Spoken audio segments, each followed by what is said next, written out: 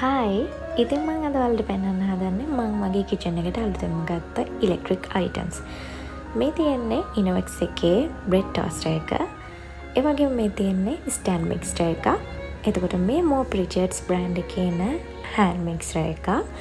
ඒ වගේම මේකට මට හම්බුණා තව මෙන්න මේ වගේ චූරි බ්ලෙන්ඩර් වගේ බ්ලෙන්ඩ් කරනවා වගේ එකක්.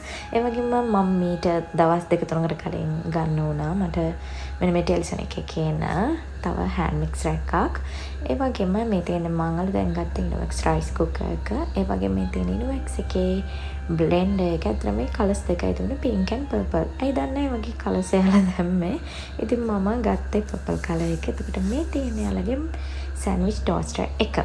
ඒ වගේම අර පිටිපස්සේ තියෙන එක බලන්න එපා. ඒක ටිකක් පරණයි. මොකද මේ ඒ තමයි මගේ ආ ෆ්‍රයි එක. ඒක දැන් ටිකක් කාලේ. ඒ වගේම අනිත් එක බන්ස් එකේ පොල් ගන්න මැෂින් එක.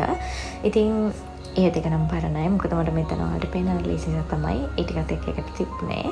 ඒතර මේ තියෙන සවන් බ්‍රෑන්ඩ් එකේ එන කෙට්ල් එක. ඒක මට අම්මි ගෙනත් දීපු එකක්. ඉතින් ওই ටික තමයි මම ගත්තේ අලුතෙන්.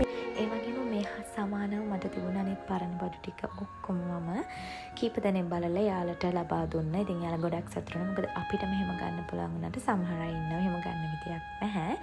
ඉතින් ඒකෙන් මට සෑහෙන සතුටුයි. ඉතින් ওই ටික තමයි මම අලුතෙන් ගත්ත මගේ ඉලෙක්ට්‍රික් අයිටම්ස්. ඒ වගේම මම මගේ ෆ්‍රිජ් එකත් මාරු කරා. මේ තියෙන මම අලුතෙන් ගත්ත ෆ්‍රිජ් එක. ඉතින් එහෙනම් මම ගිහිල්ලා එන්නම්. බයි.